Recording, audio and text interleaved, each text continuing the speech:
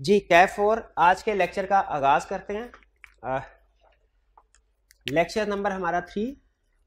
कल के लेक्चर में हमने कुछ डेफिनेशंस, बेसिक डेफिनेशन जो लॉ में हम फ्रीक्वेंटली यूज करते हैं उनको समझा था, जैसे ऑफर, जैसे एक्सेप्टेंस, जैसे एग्रीमेंट और जैसे कॉन्ट्रैक्ट। और इसमें जो अहम चीज़ थी वो आपको ये बताई थी कि जब ऑफर एक्सेप्ट हो जाती है तो फिर हम उसे प्रॉमिस कहते हैं, और पार्टीज के लिए नाम हम प्रोमिजर और प्रोमिजी यूज करते हैं। ये दो नाम बार बार आगे चल के हमने यूज करने होंगे डिफरेंट चैप्टर्स में, इसलिए इन दो टर्म्स के साथ फेमिलियर हो जाना आपके लिए जरूरी है।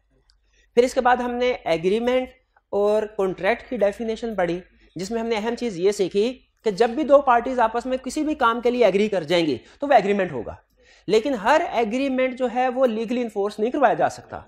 जैसे अगर कोई इलीगल काम है, कोई इम्पॉसिबल काम है, वो अगर पार्टी आपस में एग्री कर भी ले तो उसे लीगली इन्फोर्स नहीं करवाया जा सकता। हाँ, अगर कोई वैलिड लीगल वर्क है उसे इन्फोर्स करवाया जा सकता है। तो इसका मतलब ये हुआ कि कुछ एग्रीमेंट्स से इन्फोर्स नहीं करवाए जा सकते, कुछ एग्रीमेंट्स बाय लॉ इन्फोर्स करवाए जा सकते हैं। तो जो एग्रीमेंट्स बाय लॉ इन्फोर्स करवाए जा सकते हैं उसे हम क्या, कॉन्ट्रैक्ट। ठीक है, यहां तक हमारी डिस्कशन थी।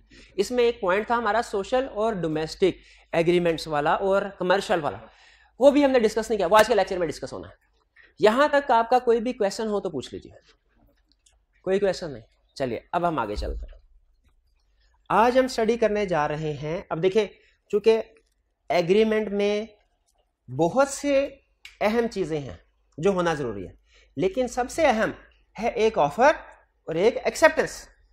एक ऑफर, कोई भी एग्रीमेंट या कॉन्ट्रैक्ट होने के लिए जरूरी है दो चीजें, एक ऑफर, और भी चीजें हैं, जैसे जो मकसद है वो लीगल होना चाहिए, इम्पॉसिबल या इलीगल नहीं होना चाहिए, लीगल और पॉसिबल होना चाहिए, वगैरह वगैरह।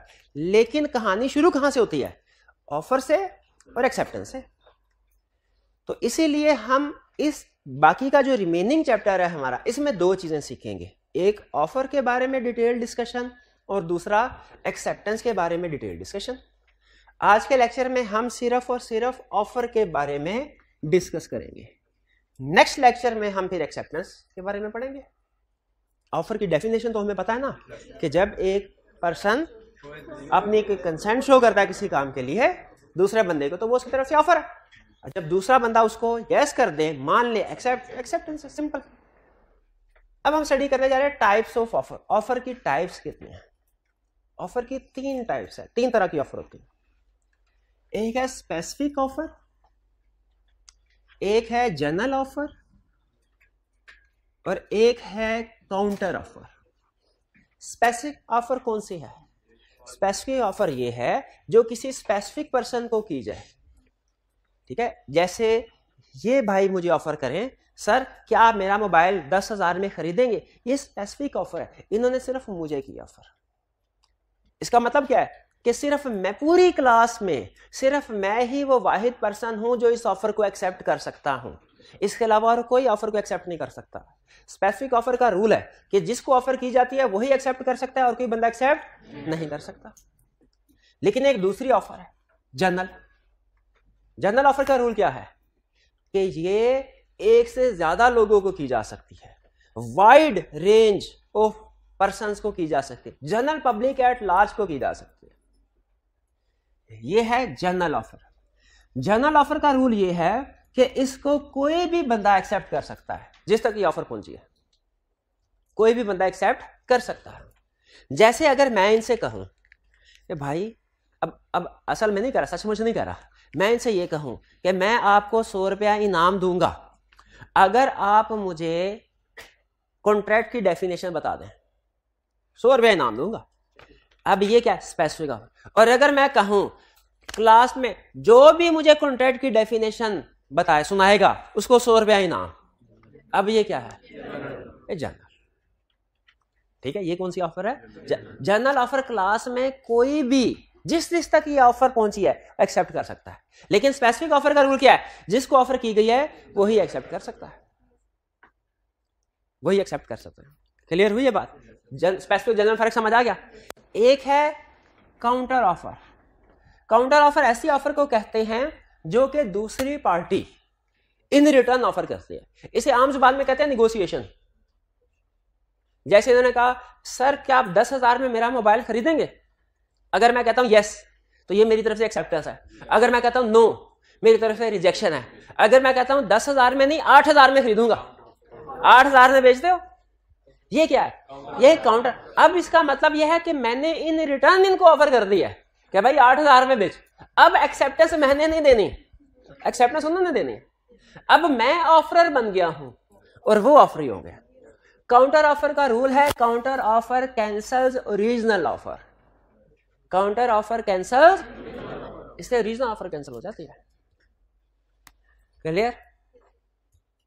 अच्छा, फर्ज कीजिए मैं कॉलेज से बाहर निकला, रिक्शे वाला खड़ा था, मैंने उससे कहा कि भाई घर चलोगे? उसने कहा जी सर बिल्कुल उधर चलेंगे। मैंने कहा कितने पैसे? उसने कहा सर 500 रुपया लूंगा। ठीक है, मुझे कहा सर अगर आप मुझे 500 रुपया दें तो मैं आपको घर पहुंचा देता हूं, ये उसकी तरफ से ऑफर है। अगर मैंने ये सुना और जवाब कुछ नहीं दिया, रिक्शे के अंदर बैठ गया, बताइए ये एक्सेप्टेंस है कि नहीं? कौन सी? इंप्लाइड एक्सेप्टेंस है। अच्छा, अगर मैंने कहा 500 नहीं 400, मेरी काउंटर ऑफर। जैसे ही मैंने 400 कहा ना, ये मेरी तरफ से काउंटर ऑफर है। इस ऑफर का इफेक्ट क्या होता है? जो ओरिजिनल 500 की ऑफर रिक्शे वाले ने दी थी वो खत्म हो गई, वो खत्म, वो जीरो हो गई। अब मैं ऑफरर हूं और रिक्शे वाला ऑफरी है। ठीक है, अब रिक्शे वाले ने कहा नहीं सर 400 में नहीं जाऊंगा, रिजेक्शन। मैंने कहा अच्छा चलो 500 में चलें, रिक्शे वाले ने कहा नहीं सर अब मैं 500 में भी नहीं जाऊंगा। बताइए क्या हमारा कॉन्ट्रैक्ट हुआ? कॉन्ट्रैक्ट नहीं हुआ। क्यों नहीं हुआ? एक्सेप्टेंस। भाई ऑफर, ये जिस ऑफर को मैं एक्सेप्ट कर रहा हूं ना, उस ऑफर को मैं खुद खत्म कर चुका हूं। तो जब जो ऑफर खत्म हो जाए ना, वो एक्सेप्ट नहीं हो सकती। जो ऑफर खत्म हो जाए वो एक्सेप्ट नहीं हो सकते। साथ दूसरा बंदा भी खड़ा था, उसने कहा चलो मैं 500 में जाता हूं, मुझे लेके जाते हो। रिक्शे वाले ने कहा बैठो। अब मैं उधर लड़ रहा हूं, मैं कह रहा हूं नहीं मैं भी 500 देने को तैयार हूं, तुम्हारी पहले बात मेरे से हुई थी, मैं जाऊंगा। लेकिन रिक्शे वाले का एग्रीमेंट किसके, कॉन्ट्रैक्ट किसके साथ हुआ है? वो दूसरे बंदे के साथ। क्योंकि हालांकि मैं ऑफर को एक्सेप्ट कर, लेकिन ये तो ऑफर मैं कैंसिल कर चुका हूं। काउंटर ऑफर कैंसल्स ओरिजिनल, ये समझ आई आपको? ये काउंटर ऑफर ध्यान में रखिएगा। जब हम किसी पार्टी को ऑफर करते हैं ना, असूल ये होता है उसने एज इट इज उसको एक्सेप्ट करना होता है। अगर वो उस ऑफर में कोई भी चेंज ला के हमें कहे तो वो एक्सेप्टेंस नहीं होती, वो काउंटर ऑफर होती है। ठीक है, जैसे आप दुकानदार, जैसे निगोशिएशन होती है ना समटाइम, तो अगर तो निगोशिएशन में आप किसी एक नतीजे पे पहुंच जाए दोनों पार्टीज, तो फिर तो एग्रीमेंट हो सकता है। लेकिन अगर निगोशिएशन में आपने एक रेट पूछा, दुकानदार ने कहा 10,000, आपने कहा नहीं 8,000 लगाओ, दुकानदार ने कहा नहीं मैंने नहीं बेचनी, अब आप 10,000 में भी नहीं खरीद सकते। आप ये नहीं कहेंगे कि 10,000 में मुझे बेच दो, क्योंकि ओरिजिनल ऑफर जो उसने 10,000 की थी, आपने काउंटर ऑफर के जरिए उसको कैंसिल कर दिया। ये बात समझ आती है?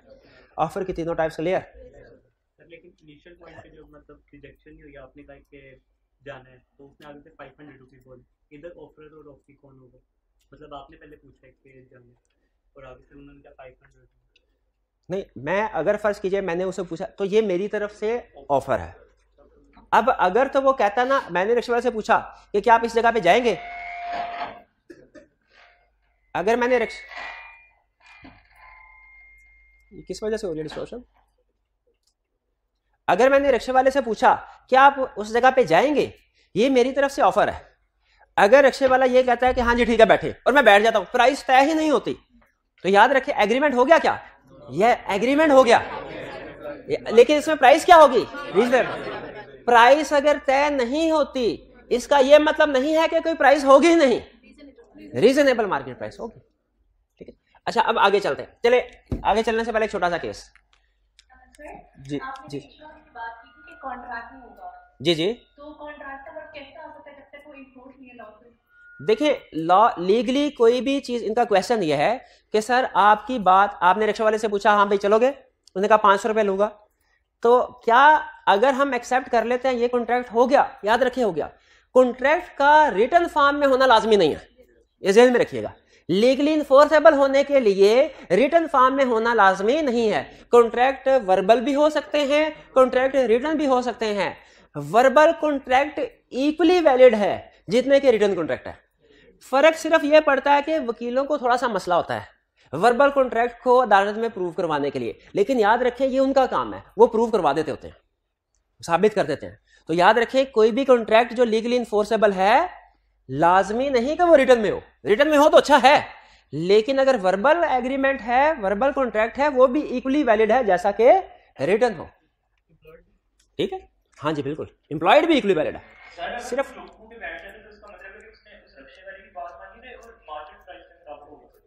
अगर फर्ज कीजिए प्राइस तय नहीं होती और चुप करके मैं रिक्शे में बैठ जाता हूं, तो इसमें जो रेंट मैंने पे करना है ना इसको, वो मार्केट के टर्म्स एंड कंडीशन के मुताबिक होगा। ठीक है, यानी मार्केट रेट के मुताबिक होगा। अच्छा फर्ज कीजिए एक आदमी है, ये आईकैप की केस स्टडी का एग्जांपल दे रहा हूं। एक आदमी है, उसका कुत्ता गुम गया। अब उसने अपने मुलाजिम से कहा कि जाओ ढूंढ के लाओ। मुलाजिम ढूंढने चला गया। थोड़ी देर हो गई तो कुत्ते के मालिक ने कहा मैं ऐसा करता हूं इनाम रख देता हूं। उसने कहा जो भी मेरा कुत्ता ढूंढ के लाएगा उसे 5,000 रुपया इनाम दिया जाएगा। थोड़ी देर के बाद उसका मुलाजिम कुत्ता लेके आया। उसे जब पता चला मुलाजिम को कि इस पे तो इनाम रखा हुआ है, उसने मालिक से कहा कि सर मुझे 5,000 इनाम दीजिए कुत्ता ढूंढ के लाए। उसने कहा इनाम कैसा, तुम्हें कोई इनाम नहीं मिलना।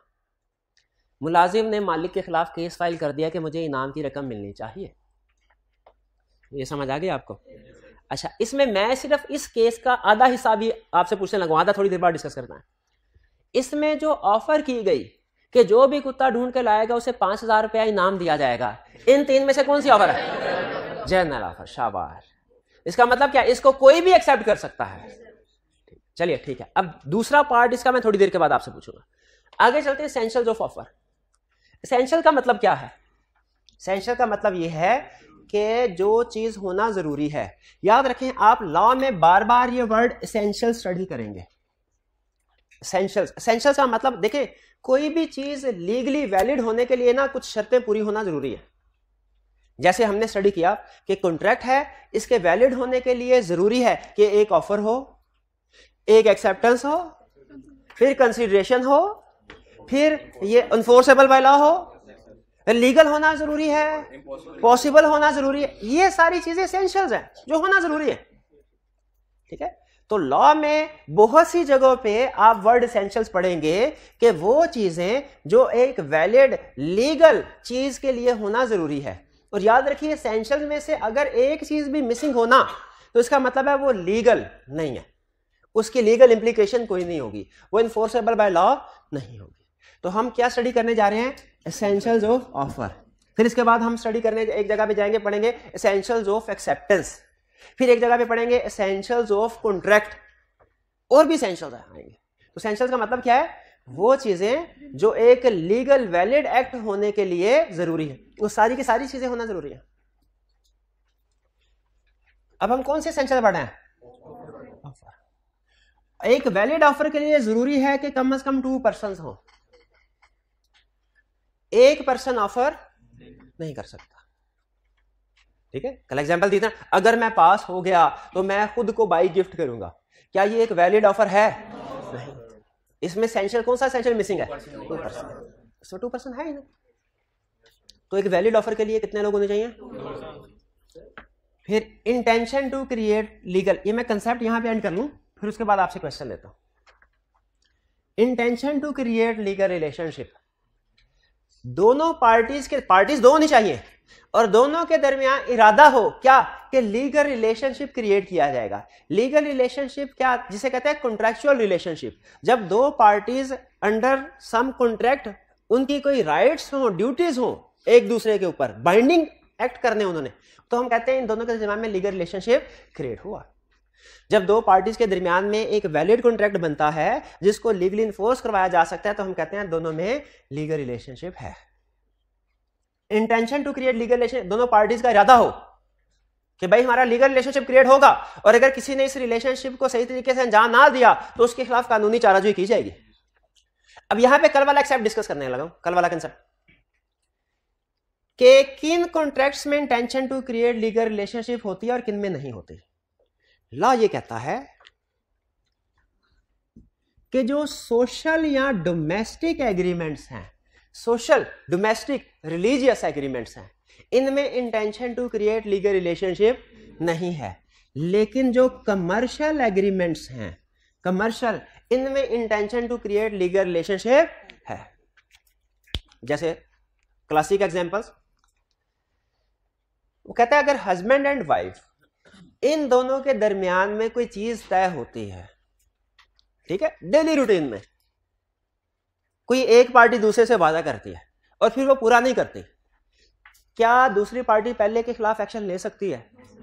सोशल, डोमेस्टिक है।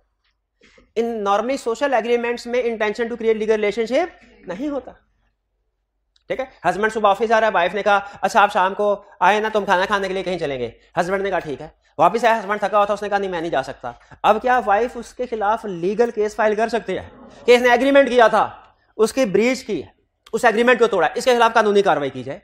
लॉ ये कहेगा इसमें तो चूंकि ये सोशल नेचर का एग्रीमेंट है, इसमें intention to create legal relationship नहीं है, ठीक है। अब एक किताब में उसने एग्जांपल दी, केस स्टडी की, उसने कहा हस्बैंड ने वाइफ से कहा संडे को मेरे दोस्त आने वाले हैं, तुम ऐसा करना उनके लिए अच्छा सा खाना बनाना, मैं तुम्हें एक सूट दिलवाऊंगा। वाइफ ने कहा अच्छा। वाइफ ने बेहतरीन किस्म का खाना तैयार किया, दोस्त आए, पार्टी शार्टी की, निकल गए। बाद में वाइफ ने कहा सूट, उसने कहा कौन सा सूट, कोई सूट नहीं, भागो। क्या वाइफ लीगल एक्शन ले सकते हैं हस्बैंड का? ये क्यों? ये क्या है? ये सोशल एग्रीमेंट, डोमेस्टिक एग्रीमेंट, इनमें intention to create legal relationship नहीं। अगर intention to create legal relationship नहीं है तो वो एग्रीमेंट इन्फोर्सेबल बाय लॉ नहीं है। ए ने बी को कहा अपने दोस्त को जरा पाकिस्तान इंडिया का मैच है, तुम मेरे घर आना, खाना खाएंगे, हम इकट्ठे मैच भी देखेंगे। ए ने खाना तैयार किया, बी आया ही नहीं।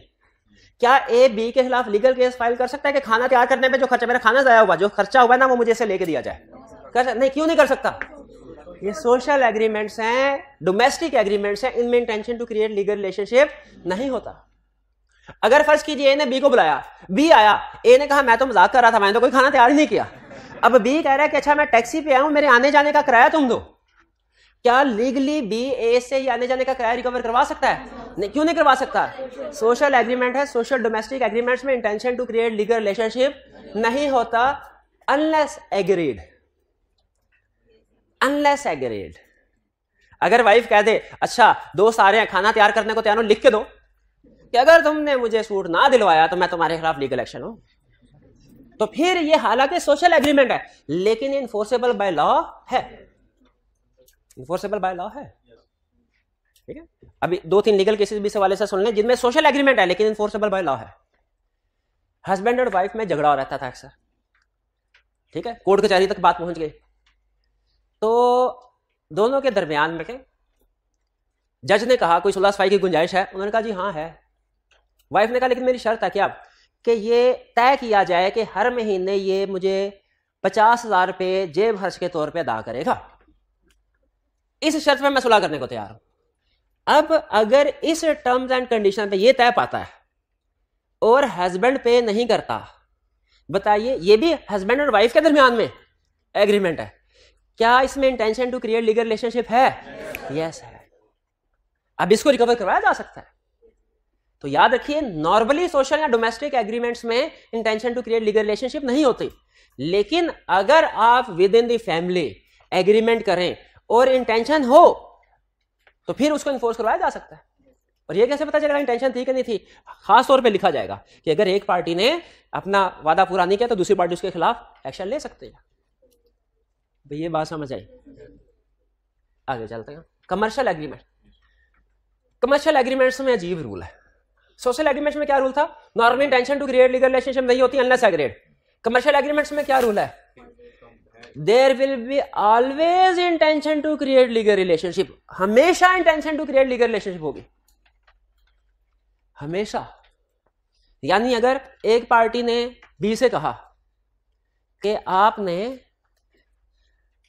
10 अगस्त को मेरी सालगिरह, आपने एक अच्छा सा केक, आपकी बेकरी जो बड़ा अच्छा केक बना, अच्छा सा केक आपने मुझे 10 तारीख को शाम 5 बजे डिलीवर करना।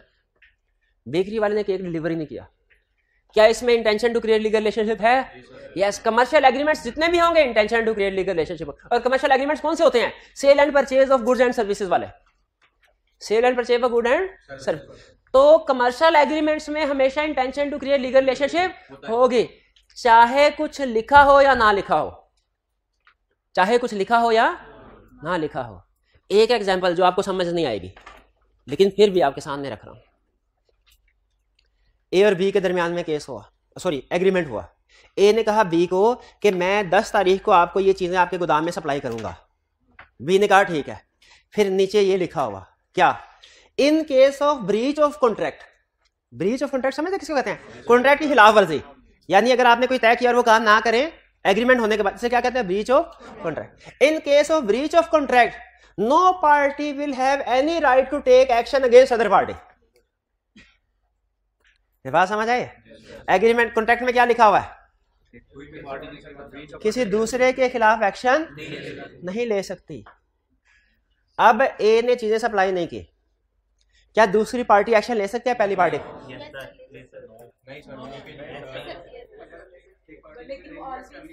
हाँ जी, लॉ ये कहता है कमर्शियल एग्रीमेंट्स में हमेशा intention to create legal relationship है, चाहे आप जो मर्जी लिखे या ना लिखे। तो इसका मतलब अगर आप ये तय कर भी लेते हैं ना, तो भी आप दूसरी पार्टी के खिलाफ कानूनी चाराजोई कर सकते हैं। अगर थोड़ा सा टाइम दे तो इसकी रीजन एक्सप्लेन कर दूं आपको। चलें, लॉ ये कहता है हर इंसान के ना, हर सिटीजन के कुछ फंडामेंटल राइट्स हैं जिनको आप थ्रू एग्रीमेंट भी रोक नहीं सकते। ये भाईजान है, क्या जिंदा रहना इनका हक है? क्या खाना खाना इनका हक है? अगर मैं इनके साथ एग्रीमेंट करता हूं कि आपने 3 दिन तक खाना नहीं खाना, ला क्या कहेगा? ये एग्रीमेंट कर भी लेते हैं, ला क्या कहेगा? हाँ भाई अब खबरदार तुमने 3 दिन तक खाना खाया, ये कहेगा? ला कहेगा नहीं, खाना खाना इसका बुनियादी हक है, उससे इसको महरूम नहीं किया जा सकता, चाहे एग्रीमेंट कर भी लिया है, खाना खाना तो खाओ बेफिक्र होकर। ला कहेगा मैं देखता हूं तुम्हें कैसे रोकता है। अपने घर वालों से, फैमिली मेंबर से मिलना क्या हर इंसान का बुनियादी हक है? अगर मैं इनके साथ एग्रीमेंट कर लूं, खबरदार जब तक तुम सीए पास नहीं करोगे अपने घर वालों से नहीं मिलना तुमने, ये एग्रीमेंट कर भी लेते हैं। बताइए एग्रीमेंट करने के बाद भी ये अपने घर वालों से मिल सकते हैं कि नहीं मिल सकते? क्यों? घर वालों से मिलना इनका बुनियादी हक है, उसको इससे रोका नहीं जा सकता। एग्जैक्टली उसी तरह किसी भी झगड़े की सूरत में कानून का दरवाजा खटखटाना, कानून से हेल्प लेना हर बंदे का बुनियादी हक है, हर बंदे का बुनियादी हक है। आप चाहे एग्रीमेंट कर भी ले कि मैं तुम्हारे खिलाफ कोई एक्शन नहीं करूंगा, उसके बावजूद भी आपके पास राइट है, अगर कॉन्ट्रैक्ट में, कमर्शियल कॉन्ट्रैक्ट में कोई मसला होता है, आप कानून का दरवाजा खटखटा सकते हैं। ये बात समझ आई? तो ये कल ये कंसेप्ट रह गया था, ये भाईजान आप जो पूछ रहे थे समझ आ गया? सोशल एग्रीमेंट्स का रूल क्या है? सोशल एंड डोमेस्टिक का intention to create legal relationship नहीं है अनलेस एग्रीड। और कमर्शियल एग्रीमेंट्स का रूल क्या है? इंटेंशन टू क्रिएट हमेशा मौजूद है। आगे चलें। Next, certain and definite. Offer certain और डेफिनेट होनी चाहिए, मतलब ऑफर क्लियर होनी चाहिए, ऑफर क्लियर होनी चाहिए। जैसे इन भाईजान के पास 2 मोबाइल हैं, एक है सैमसंग का, एक है नोकिया का। ये मुझसे कहते हैं सर क्या आप मेरा सैमसंग का मोबाइल खरीदते हैं 10,000 में? ये ऑफर वैलिड है, सर्टन एंड डेफिनेट है। ये कहते हैं सर नोकिया का मोबाइल मेरा 5,000 में खरीदते हैं, सर्टन है, डेफिनेट। ये कहते हैं सर क्या आप मेरा मोबाइल 10,000 में खरीदेंगे? ये सर्टन एंड डेफिनेट है कि नहीं? सर्टन एंड डेफिनेट है कि नहीं? ये क्यों नहीं है? क्योंकि 2 मोबाइल है, पता ही नहीं कौन सा मोबाइल कह रहे हैं, कौन सा मोबाइल कह रहे हैं। तो ये ऑफर को सर्टन एंड डेफिनेट होना चाहिए, उसके टर्म सारी क्लियर हो। ये बात समझ आई? अच्छा, अगर इनके पास 2 मोबाइल है और ये कहते हैं सर आप मेरा मोबाइल 10,000 में खरीदेंगे, ये ऑफर वैलिड क्यों वैलिड नहीं है? इनके पास एक ही मोबाइल है सैमसंग का और ये कहते हैं सर क्या आप मेरा मोबाइल 10,000 में खरीदेंगे? अच्छा आप नोट करें, टाइप ऑफ मोबाइल अभी भी नहीं बताया, लेकिन अब मोबाइल है, तो इसका मतलब क्या है? वही मोबाइल जो इनके पास है, वही मोबाइल जो इनके पास है। बे क्लियर हुई है बात? तो ऑफर को सर्टन एंड डेफिनेट होना चाहिए। जी हाँ जी, इसमें सारी चीजें सर्टन होनी चाहिए, लेकिन याद रखें इसमें लॉ ये भी डिस्कस करता है कि अगर आपने कुछ चीजें एग्री नहीं की ना, अब आपने कहानी में उठा दिया ट्विस्ट, और मेरी आदत है जब सवाल आता है ना तो मैं फिर उसके मुताबिक आपको आंसर करता हूं, क्योंकि स्टूडेंट के माइंड के मुताबिक चलना होता है हमें टीचर। उन्होंने कहा सर सारी ऑफर, आपने कहा ऑफर सर्टन और डेफिनेट होना चाहिए, तो क्या इसमें क्या क्वेश्चन था? टाइम। लॉ कहता है ऑफर की टर्म्स एंड कंडीशन सर्टन होनी चाहिए, अगर एम्बिगुअस टर्म्स एंड कंडीशन है वो वैलिड ऑफर नहीं है। लेकिन कुछ जगहों पे लॉ कहता है कि अगर आपने ये चीज ना लिखी हुई कॉन्ट्रैक्ट में तो इसका ये मतलब नहीं है कि कॉन्ट्रैक्ट पूरे का पूरा खत्म, हम उसमें कोई रीजनेबल चीज को ऐड कर देंगे। जैसे अगर ऑफर में प्राइस का जिक्र ना हो, रीजनेबल प्राइस। ऑफर में अगर टाइम का जिक्र ना हो कि चीज ये कहा कि चीज, उसने कहा सर क्या आप खरीदेंगे, मैं कहा ठीक है खरीद। उसने ये नहीं कहा डिलीवर कब करेगा मोबाइल, कल करेगा, परसों करेगा, हफ्ते बाद करेगा, ये नहीं कहा। तो लॉ यहां पे क्या कहता है कि रीजनेबल टाइम में डिलीवर करना होगा। और अगर ये मेंशन नहीं करता किस प्लेस पे डिलीवर करना है, फिर लॉ क्या कहता है, रीजनेबल प्लेस पे डिलीवर किया जाएगा। तो याद रखें, अगर ऑफर में का सर्टेन डेफिनेट होना जरूरी है, एम्बिगुअस नहीं होनी चाहिए।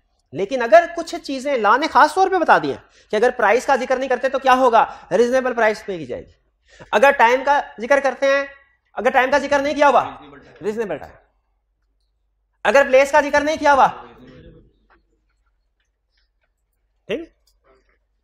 अच्छा, ये रीजनेबल क्या है, ये केस टू केस डिसाइड होगा, ये केस टू केस डिसाइड होगा। रिक्शे वाले को मैंने कहा उसका रीजनेबल प्राइस कुछ और होगी, टैक्सी वाले को कहा कुछ और होगी, ठीक है, मार्केट में। आगे चलते हैं।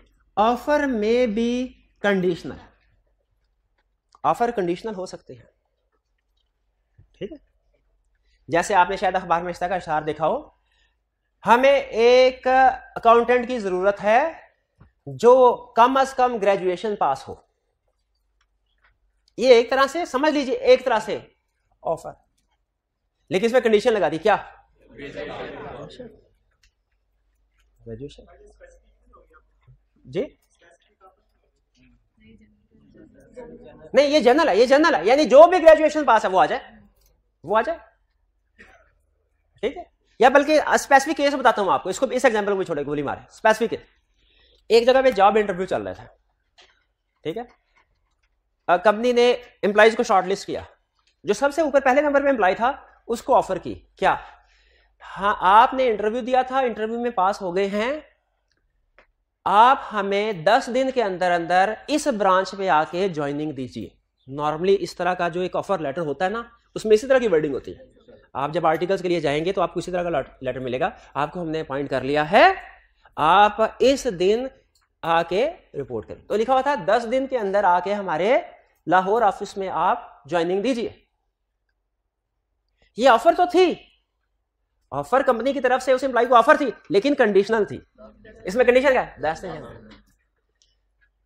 वो एम्प्लॉय 12 दिन के बाद आया, बताइए क्या ये एक्सेप्टेंस वैलिड है, नहीं।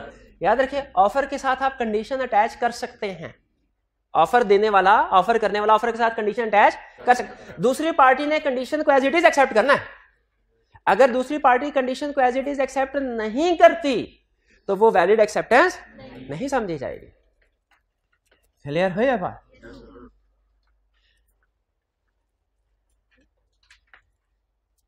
जब दो पार्टीज के दरमियान, अच्छा मुझे एक बात बताइए आगे चलने से पहले, मैं कुछ पास्ट पेपर के क्वेश्चन भी साथ कवर करना चाह रहा हूं एग्जांपल के जरिए से, लेकिन एक चीज क्लियर करने पहले। इन्होंने कहा सर क्या आप मेरा मोबाइल 10,000 में खरीदते हैं? मैंने कहा यस। इनकी तरफ से ऑफर, मेरी तरफ से एक्सेप्टेंस। मैंने कहा लाओ मोबाइल, इन्होंने मोबाइल दिया, मैंने पैसे नहीं दिए। उन्होंने कहा पैसे? मैंने कहा दूंगा ना, 10,000 एग्री हुआ ना, मुकर थोड़ी ना दूंगा। कब दूंगा? ये एग्री नहीं हुआ, मैं तुम्हें 50 साल के बाद दूंगा। क्या ये एक्सेप्टेंस वैलिड है? याद रखें, अगर टाइमिंग एग्री नहीं ना हुई, पेमेंट कब होगी, तो इसका मतलब होता है पेमेंट इमीडिएटली होगी। इसका मतलब क्या होता है? पेमेंट इमीडिएटली होगी। आप जब किसी के साथ कोई प्रॉपर्टी का लेन देन करेंगे ना फॉर एग्जांपल, तो उसमें जो प्राइस तय होती है ना, वो at time of transfer of property सारी पे करनी होती है आपने। अगर तो आपने पहले से तय कर लिया ना कि सर मैं ये स्टार्ट में ये पैसे अदा करूंगा आपको 10 लाख स्टार्ट में, 40 लाख 3 महीने के बाद, तो फिर तो ठीक है, इमीडिएट पेमेंट 10 लाख होगी, बाकी 3 महीने के बाद। लेकिन अगर कुछ भी पेमेंट टर्म के बारे में एग्री नहीं होता तो सारी की सारी पेमेंट कब करनी? ठीक है, अभी ये सूल में रखेगा। ये केस स्टडी में ये नहीं बताया होगा तय क्या पाया था। केस स्टडी में सिर्फ इतना कहेगा तय ये पाया था कि ए ने बी को एक चीज 50,000 में बेचनी है। जैसे केस स्टडी में उसने क्या पूछा, एग्जाम में उसने कहा ए ने बी से कहा क्या मेरा मोबाइल 20,000 में लैपटॉप मेरा 50,000 में खरीदते हैं? बी ने कहा यस, और 10,000 रुपया फौरी भिजवा दिया और 40,000 का 1 महीने बाद का चेक दे दिया। मुझे बताइए क्या ये मेरी तरफ से वैलिड एक्सेप्टेंस है? नहीं है, क्योंकि ऑफर जैसी हो ना एज इट इज एक्सेप्ट करना होता है। अगर आप ऑफर में चेंज लेके आए ना तो वो आपकी तरफ से काउंटर ऑफर बन जाती है, आपकी तरफ से काउंटर ऑफर बन जाती है। अगर ये मुझे कहें सर 20,000 में मोबाइल खरीदते हैं, पेमेंट अभी के अभी करनी है, मैं कहता हूं यस 20,000 में खरीदता हूं, लेकिन पेमेंट महीने के बाद करूंगा। इनकी ऑफर थी, ऑफर के साथ कंडीशन लगाई उन्होंने इमीडिएट पेमेंट। अब एक्सेप्ट करने वाले ने इसको एज इट इज एक्सेप्ट करना है।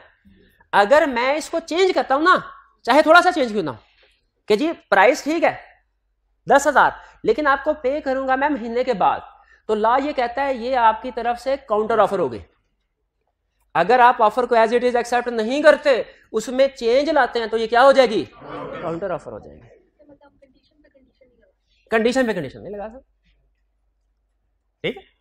तो ऑफर में भी कंडीशनल, आपने इसको एज इट इज एक्सेप्ट करना है, आप इसको मॉडिफाई नहीं कर सकते किसी, वो आपकी तरफ से काउंटर ऑफर हो जाएगी। Next, offer must be communicated to offeree. ये क्या बात हुई? ऑफरर कौन है? ऑफर करने वाला। ऑफरी कौन है? ऑफर का जरूरी है ऑफरी को कम्युनिकेट होना। अगर ऑफर ऑफरी को कम्युनिकेट नहीं हुई तो वो ऑफर नहीं, उसकी एक्सेप्टेंस भी नहीं। वो मुलाजिम वाली एग्जांपल जेन में लाए जो भी स्टार्ट में दी थी। जो कुत्ता गुम हुआ, मालिक ने कहा जो कोई भी ढूंढ के लाएगा 5,000 रुपये इनाम पाएगा। ये ऑफर की टाइप कौन सी थी? जनरल। मुलाजिम वापिस आ गया, मुलाजिम तो ढूंढने निकल गया था ना, उसको नहीं पता था कि पीछे से ये इनाम आ गया। वो वापिस आया, उसने कहा सर ये ले कुत्ता मिल गया मुझे। मालिक ने कहा शाबाश कुत्ता रख। फिर जब उसको पता चला मुलाजिम को कि ये तो मेरे पीछे 5,000 इनाम अनाउंस किया था, उसने मालिक से पूछा 5,000 इनाम दे। मालिक ने कहा कोई इनाम नहीं, भागो। मुलाजिम ने केस कर दिया। बताइए मुलाजिम केस जीतेगा कि नहीं? मुलाजिम केस नहीं जीतेगा। क्यों? क्योंकि दोनों के दरमियान में कोई कॉन्ट्रैक्ट नहीं हुआ। कॉन्ट्रैक्ट क्यों नहीं हुआ? क्योंकि इसमें कोई ऑफर ही नहीं थी। हाँ जनरल ऑफर थी, लेकिन जनरल ऑफर किसको? जिस जनरल पब्लिक को, जिसको कम्युनिकेट हुई। जिसको कम्युनिकेट ही नहीं हुई, जिसको ऑफर कम्युनिकेट ही नहीं, अगर ऑफरी को ऑफर कम्युनिकेट ही नहीं हुई तो वो वैलिड ऑफर है? नहीं है। और कम्युनिकेट ही नहीं तो एक्सेप्ट कर सकता है? नहीं कर सकता, नहीं कर सकता है। नहीं, डायरेक्टली नहीं, इनडायरेक्टली भी कम्युनिकेट हो जाए तो चलेगा, लेकिन कम्युनिकेट होना जरूरी है। अगर उस मुलाजिम को डायरेक्ट मालिक के मुंह से प्राइस का ना पता चलता, किसी और के थ्रू पता चलता, लेकिन वो कुत्ता ढूंढने से पहले, तो फिर ऑफर उस तक कम्युनिकेट हो जाती, और जब वो कुत्ता ढूंढ के लाता उसकी तरफ से एक्सेप्टेंस होती, फिर कॉन्ट्रैक्ट हो जाता। लेकिन चूंकि उसको पता ही नहीं चला, उसको ऑफर का पता ही बाद में चला, तो जब ऑफर ही कम्युनिकेट नहीं हुई तो एक्सेप्टेंस कैसे हो सकती है? एक्सेप्टेंस नहीं हुई तो कॉन्ट्रैक्ट भी नहीं हुआ। क्लियर ये बात? Last, invitation to offer is not an offer. देखिए जो प्रैक्टिकल लाइफ है ना, ये बड़ी कम्प्लेक्स है, इसमें हजारों तरह की सिचुएशंस आ जाती हैं। बाज़ औक़ात कुछ सिचुएशन ऐसी होती है जिन पे ये रूल अप्लाई नहीं हो रहे, तो लॉ बाद में कुछ चीजें ऐड करवाता है। तो एंड पे उन्होंने एक चीज ऐड करवाई, invitation to offer is not an offer. आप कभी किसी डिपार्टमेंटल स्टोर गए, उसमें आपने देखा होगा शेल्फ पे प्रोडक्ट्स लगे होते हैं, हर प्रोडक्ट के साथ प्राइस टैग भी लगा होता है। कस्टमर जाता है, प्रोडक्ट उठाता है, काउंटर पे आता है, काउंटर क्लर्क जो है स्कैन करके उसका बिल बनाता है, प्रोडक्ट कस्टमर को, पैसे अपने दराज में, कस्टमर घर से लगता है। ऐसे ट्रांजैक्शन होती है। अगर हम इसको लीगली एनालाइज करें तो मुझे लॉ क्या कहता है? लॉ कहता है जब डिपार्टमेंटल स्टोर वाले ने अपनी प्रोडक्ट शेल्फ पे रखी हुई है ना, तो ये डिपार्टमेंटल स्टोर की तरफ से ऑफर नहीं है, इनविटेशन टू ऑफर है। इनविटेशन टू ऑफर है। जब कस्टमर वो प्रोडक्ट उठाता है और काउंटर पे लेके जाता है, ये कस्टमर की तरफ से ऑफर है, कस्टमर की तरफ से ऑफर है। और जब काउंटर क्लर्क उसको स्कैन करके बिल बना लेता है, ये उसकी तरफ से एक्सेप्टेंस है। यह है इन्विटेशन। लॉ ने हमें 4 स्पेसिफिक एग्जांपल बताई हुई है कि इन केसेस में ये ऑफर नहीं होगी, इन्विटेशन टू ऑफर होगी। Advertisement for auction, display of goods with price tags at stores, circulation of information, notice of tender, ये 4 एग्जाम्पल जो है ये क्या है? इनविटेशन टू ऑफर है, ऑफर नहीं है। इनको 1 बाय 1 एग्जाम्पल से समझते हैं। सबसे पहले नोटिस ऑफ टेंडर, अखबार में इश्तिहार आया, हमारी कंपनी 100 एसी परचेज करना चाहती है, जो हमें ये एसी बेचना चाहे वो अपना रेट लिख के बेचे, जिसका रेट सबसे कम होगा हम उसको ऑर्डर दे देंगे 100 एसी का। सिचुएशन समझ आ गई? आपने अक्सर अखबार में देखा ना, टेंडर नोटिस इस हिसाब से होते हैं। ये जो टेंडर नोटिस अखबार में आता है, ये ऑफर है कि invitation to offer? Invitation to offer. जो पार्टीज अपनी अपनी कोटेशन भेजेंगी वो ऑफर है, और उनमें से जिनको ये अप्रूव कर देते हैं इनकी तरफ से एक्सेप्टेंस है। अब एक लीगल केस में हुआ क्या, एक कंपनी ने टेंडर नोटिस इशू किया अखबार में, एक पार्टी ने अपनी कोटेशन भेजी, कंपनी ने उससे कम वाली कोटेशन को ऑर्डर दे दिया। अब जिस पार्टी ने ज्यादा की कोटेशन भेजी थी उसने केस फाइल कर दिया कंपनी के खिलाफ। उसने कहा, जज को कहा, सर देखें, इसने जो टेंडर नोटिस बाहर में डाला था ना वो इसकी ऑफर थी, और मैंने कहा मैं इस रेट के ऊपर 1000 रुपए के ऊपर तुम्हें चीजें सप्लाई करने को तैयार हूं, ये मेरी तरफ से एक्सेप्टेंस थी, तो हम दोनों के दरमियान में कॉन्ट्रैक्ट हो गया। इसने कॉन्ट्रैक्ट की खिलाफवर्जी की है, इससे मुझे हर्जाना दिलवाएं। तो क्या दोनों पार्टीज के दरमियान में कॉन्ट्रैक्ट हुआ? क्यों? ये जो टेंडर नोटिस इशू होता है अखबार में, ये इन्विटेशन टू ऑफर है, ऑफर नहीं है, इन्विटेशन टू ऑफर है। ये वो कहते हैं ये जो दूसरी पार्टी अपनी कोटेशन भेजेगी वो ऑफर है, और जब ये उनमें से जिसको भी एक को सिलेक्ट करके कहेंगे कि जी आप हमें अप्रूव कर देंगे, एक्सेप्टेंस वो होगी। ये एग्जांपल समझ आते हैं? अगली एग्जांपल, सर्कुलेशन ऑफ इंफॉर्मेशन। मैंने ईमेल अकाउंट खोला, इसमें ईमेल आए हुए थे, अक्सर ईमेल आई होती है कि हम एक पब्लिशिंग हाउस है, हमने इस महीने ये बुक्स पब्लिश की हैं, नहीं, अगर आप, और ये इनकी कीमत है, अगर आप खरीदना चाहते हो तो हमें बता दीजिए। ठीक है, ये ईमेल आई, मैंने कहा जी एक बुक जो है ये मुझे भिजवा दे, मैंने जवाब दे दिया। उधर से फोन आया, सर ये आउट ऑफ स्टॉक है, बुक खत्म हो गई है, ये बुक नहीं मिल सकती। मैंने केस कर दिया। मैंने कहा आपने जो मुझे ईमेल भेजी थी ये आपकी तरफ से ऑफर थी, जो आपने इंफॉर्मेशन सर्कुलेट की ये आपकी तरफ से ऑफर थी। जब मैंने कहा हाँ जी मुझे ये किताब भेज दे, ये मेरी तरफ से एक्सेप्टेंस थी, दोनों में कॉन्ट्रैक्ट हो गया। अब आपने मुझे किताब नहीं भेजी तो आपने कॉन्ट्रैक्ट की खिलाफवर्जी की है, हर्जाना दे मुझे। क्या कॉन्ट्रैक्ट हुआ? नहीं हुआ। याद रखिए ये जो सर्कुलेशन ऑफ इंफॉर्मेशन है ये इनविटेशन टू ऑफर है। मेरा ये कहना कि मुझे ये किताब भिजवा दें, ये क्या है? ऑफर।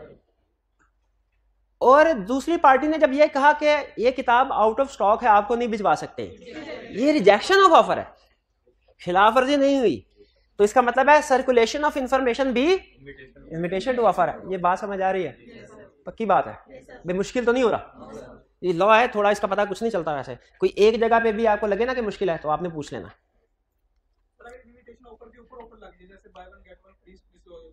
वो ऑफर ही होती है। अगर किसी स्टोर में ऑफर है by one get one free, by one get one, तो ये इनविटेशन टू ऑफर ही है, रूल वही लगेगा हमारा। अगर आप उसमें से दोनों प्रोडक्ट्स को लाके जाते हैं तो वो आपकी तरफ से ऑफर है। काउंटर क्लर्क ने कहा कि सॉरी सर, असल में आपको ये अंदाजा होगा कि बाज़ औक़ात जो उन्होंने डिस्प्ले पे चीजें लगाई होती है ना वो फार सेल नहीं होती, वो सेल वाला स्टॉक वो लदा से उन्होंने रखा होता। तो डिस्प्ले के ऊपर जो चीजें लगाई हुई हैं वो इनविटेशन है। आप जब चीजों को उठा के काउंटर पे लेके जाते हैं ये आपकी तरफ से ऑफर है। अगर काउंटर क्लर्क कह दे सॉरी सर ये हम चीजें बेच नहीं सकते, तो याद रखिए ये रिजेक्शन ऑफ ऑफर है, ये रिजेक्शन। तो ये display of goods with price tag at store, ये भी क्या है? Invitation to offer. Invitation to offer offer नहीं होती। ठीक है, ये 4 सिचुएशन है, इनका चाहे रटल गाले, रीजनिंग ना भी समझ आए ना, एग्जाम पॉइंट ऑफ व्यू से रटल, लेकिन मैं एक एग्जांपल दे रहा हूं ताकि रीजन भी आपको समझ आ जाए। एडवर्टीजमेंट फॉर ऑक्शन, कराची अखबार में इश्तिहार आया कि जी कराची में ऑक्शन होगी, जो भी आके बोली में हिस्सा लेना चाहें वो ले सकते हैं। अखबार में इश्तिहार आया। लाहौर का एक ताजिर कराची गया, उधर जाके पता चला कि ऑक्शन कैंसिल हो गई है। उसने जो ऑक्शन करने वाले लोग थे उनके खिलाफ केस कर दिया। उसने कोर्ट में कहा सर देखिए इन्होंने अखबार में इश्तिहार दिया था कि ऑक्शन होगी, ये इनकी तरफ से ऑफर थी, मैं अब उस ऑक्शन में हिस्सा लेने के लिए आया हूं, मेरी तरफ से एक्सेप्टेंस है, तो कॉन्ट्रैक्ट हो गया। इन लोगों ने ऑक्शन नहीं करवाई, ब्रीच ऑफ कॉन्ट्रैक्ट है, इनसे मुझे हर्जाना लेके थे। लॉ ने क्या कहा? इनविटेशन टू ऑफर थी। Advertisement for auction invitation to offer. Offer कब होती है भला? जब हम ऑक्शन में जाके बैठते हैं तो वो कहता है ना हाँ भाई ये चीज, ये कुर्सी बिकने लगी है, हाँ जी, क्या बोली लगाते हैं इसकी, क्या बोली लगाए इसकी? 10,000। ये ऑफर है, ये ऑफर है जो ताजिर ने दी। 10,000 एक, 10,000 दो, अब 12,000। अब ये ऑफर इसी तरह होता है ना। ये एक्सेप्टेंस कब होती है भला? आपने अक्सर देखा होगा, वो कहता है 12,000 एक, 12,000 दो और 12,000 तीन। ये जिस वक्त 3 करके वो ठग करके थोड़ी मारते हैं, जिस वक्त वो थोड़ी मारते हैं ना, उसका मतलब होता है ये एक्सेप्टेंस है, उस वक्त कॉन्ट्रैक्ट होता है। अब अगर कोई 50,000 की भी बोली लगा देना तो ये प्रोडक्ट नहीं बिक सकती, ये 12,000 वाले की हो गई। लेकिन एक्सेप्टेंस से पहले पहले अगर कोई दूसरा बंदा बड़ी अमाउंट की बोली लगा दे और उसको बेच दी जाए तो याद रखे ये वैलिड है, क्योंकि अभी एक्सेप्टेंस नहीं हुई, एक्सेप्टेंस नहीं हुई। क्लियर हुई है बात? तो ये 4 एग्जांपल्स हैं जो इनविटेशन टू ऑफर। इनमें आपको पता होना चाहिए कि ये ऑफर नहीं है, इनविटेशन टू ऑफर। क्लियर? अच्छा, केस स्टडी का एक वैसा, जी जी।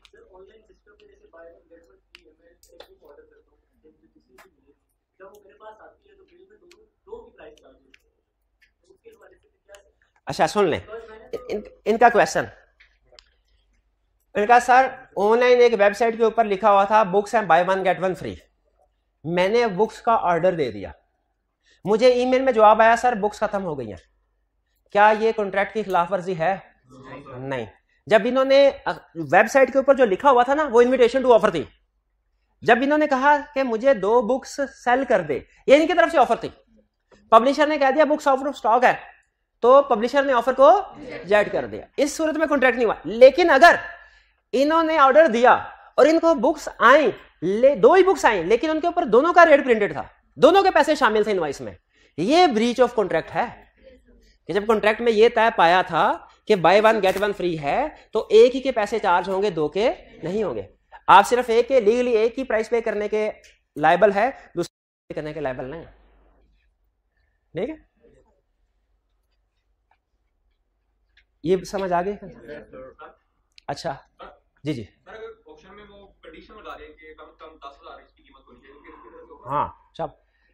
अगर बाज़ औक़ात ऑप्शन में ये भी होता है कि बोली की कीमत का 10% मौके पे जमा करवाना जरूरी है, ठीक, तो इस सूरत में ऑफर कंडीशनल हो गई। ठीक है, अगर जो जो इस कंडीशन को पूरा करेगा वो वैलिड है, अगर जो इस कंडीशन को पूरा नहीं करता वो आउट है। अच्छा मुझे ये बताइए, अगर मैं इनसे ये कहूं कि भाईजान मुझे ये पता चला है कि आप अपनी गाड़ी बेच रहे हो, अगर जी सर बेच रहा हूं, अब मैं इनसे पूछ रहा हूं अच्छा ज्यादा से ज्यादा कीमत क्या लगी है तुम्हारी गाड़ी की? ये कहीं ज्यादा से ज्यादा कीमत लगी है 5 लाख। मैंने कहा अच्छा, ये लो 5,10,000 का चेक और गाड़ी मेरी हुई, क्या वैलिड कॉन्ट्रैक्ट हुआ? क्यों नहीं हुआ? ये मैं ऑफर नहीं, ऑफर तो वो उसने की थी जो 5 लाख कहा था, वो ऑफर नहीं थी, वो इंफॉर्मेशन थी, वो इंफॉर्मेशन थी, इन्विटेशन थी। हाँ जी, वो इंफॉर्मेशन मैं इनसे ले रहा था। ये मैं जो 5,10,000 दे रहा हूं ये मेरी तरफ से ऑफर है, ये चाहे तो इसको एक्सेप्ट करें, चाहे तो इसको रिजेक्ट करें। हाँ अगर ये कहते ना सर मैं अपनी गाड़ी 5 लाख में बेच रहा हूं, क्या आप खरीदेंगे? और मैं कहता यस, ये फिर ऑफर होती, और फिर मैं यस कहता तो फिर कॉन्ट्रैक्ट होता। ठीक है, तो हमने ज़हन में रखिएगा जो बाज़ औक़ात इंफॉर्मेशन आती है हमारे सामने वो ऑफर नहीं होती। हाँ जी बिल्कुल, एसेंशियल भी हो गई। अच्छा जी जी। Intention to create legal relationship में मैंने 3 अल्फाज बोले थे, सोशल, डोमेस्टिक और रिलीजियस। इसमें रिलीजियस वाला मैंने जानबूझ के फिर स्किप कर दिया था, मुझे लगा ये एडवांस एग्जांपल हो जाएगी, लेकिन आपने पूछा है तो मैं एक्सप्लेन कर देता हूँ। लेकिन इसको थोड़ा सा होल्ड कर ले, पहले मैं कम्युनिकेशन ऑफ ऑफर, क्योंकि ये करवा चुका हूँ, सिर्फ लिंक करवाना है। ऑफर का कम्युनिकेट होना जरूरी है। किसको कम्युनिकेट होना जरूरी? ऑफर एक्सप्रेस भी हो सकते हैं, इम्प्लाइड भी, ये तो हम पढ़ चुके हैं, ये मैं दुआ नहीं करवा रहा। कम्युनिकेट कब होती है? When it comes to knowledge of offering, यानी जब ऑफरिंग के नॉलेज में आएगी। ये इसकी फॉर एक्सप्लेनेशन है, ये इस लाइन की एक्सप्लेनेशन है। ठीक है, ऑफर कब कम्युनिकेट हो, ये वही एग्जांपल मालिक वाली और कुत्ता गुम हो गया था, मुलाजिम तक कम्युनिकेट होगी तो फिर ये वैलिड ऑफर है, वरना वैलिड ऑफर नहीं है। यहां तक क्लियर हो गया? अच्छा अब ये मैं उनकी एग्जांपल जो मैं रिलीजियस वाले एग्जांपल का है वो डिस्कस कर रहा हूं, ये नेक्स्ट लेक्चर में हम कवर करेंगे। ठीक है, असाइनमेंट में आपके जो इस लर्निंग ऑब्जेक्टिव के क्वेश्चंस होंगे ना वो ना कीजिएगा, ठीक है, असाइनमेंट में इस लर्निंग ऑब्जेक्टिव क्वेश्चन वो आपने नहीं करना। इन्होंने कहा एग्जाम्पल रिलीजियस की। फर्ज कीजिए कि आप जुम्मे की नमाज पढ़ने के लिए मस्जिद में गए और मस्जिद में इमाम साहब ने कहा कि जी मस्जिद ज़ेरे तामीर है, इसके लिए चंदा चाहिए, और जो मस्जिद की तामीर में हिस्सा लेगा जन्नत में घर पाएगा। आप उधर जज्बाती हो गए, आपने खड़े होकर कहा मैं 1 लाख रुपए चंदा दूंगा, अभी दिया नहीं है, मैं 1 लाख रुपए चंदा दूंगा। जब कह के घर वापस आए 2-4 घंटे के बाद आपने कहा ये मैं क्या कह बैठा हूँ, 1 लाख रुपए तो मेरे और बड़े बड़े से काम हो जाएंगे, आप मुकर के आपने 1 लाख रुपया नहीं दिया। क्या इमाम साहब आपके खिलाफ लीगल एक्शन ले सकते हैं? नहीं। ठीक है, जिस तरह सोशल और डोमेस्टिक एग्रीमेंट्स में intention to create legal relationship नहीं होते, उसी तरह रिलीजियस एग्रीमेंट्स में भी intention to create legal relationship नहीं होती। लेकिन लेकिन एक केस ऐसा है जिसमें इमाम साहब पैसे आपसे निकलवा सकते हैं, लेकिन वो मैं अभी नहीं बताऊंगा, मुझे बताइए यहां तक क्लियर हो गया? अब 2 मिनट में क्विक रिवीजन कर लें। आज हमने क्या सीखा? आज हमने ऑफर के बारे में डिस्कस किया, क्योंकि वैलिड कॉन्ट्रैक्ट के लिए जरूरी है ऑफर भी हो, एक्सेप्टेंस भी हो। आज हमने ऑफर को डिस्कस किया। ऑफर में हमने देखा ऑफर की 3 टाइप्स हैं। स्पेसिफिक ऑफर जो स्पेसिफिक पर्सन को की जाती है, जनरल ऑफर जो पब्लिक एंड लार्ज को की जाती है, काउंटर ऑफर जो एक ऑफर के बदले में दूसरी पार्टी ऑफर करती है। काउंटर ऑफर अहम है concept, counter offer original offer को कैंसिल कर देती है। अगर आपने काउंटर ऑफर दे दी तो याद रखें फिर इसके बाद ओरिजिनल ऑफर खत्म, आप ओरिजिनल ऑफर को एक्सेप्ट नहीं कर सकते। फिर हमने स्टडी किया एसेंशियल्स ऑफ ऑफर, ऑफर में क्या एसेंशियल्स होना जरूरी है। हमने कम से कम 2 पर्सन होने चाहिए, दोनों पार्टीज के दरमियान में intention to create legal relationship होनी चाहिए। अगर intention to create legal relationship नहीं है तो वो कॉन्ट्रैक्ट नहीं है। और intention to create legal relationship का रूल क्या है कि सोशल, डोमेस्टिक या रिलीजियस एग्रीमेंट्स में intention to create legal relationship नहीं है, कमर्शियल एग्रीमेंट्स में है।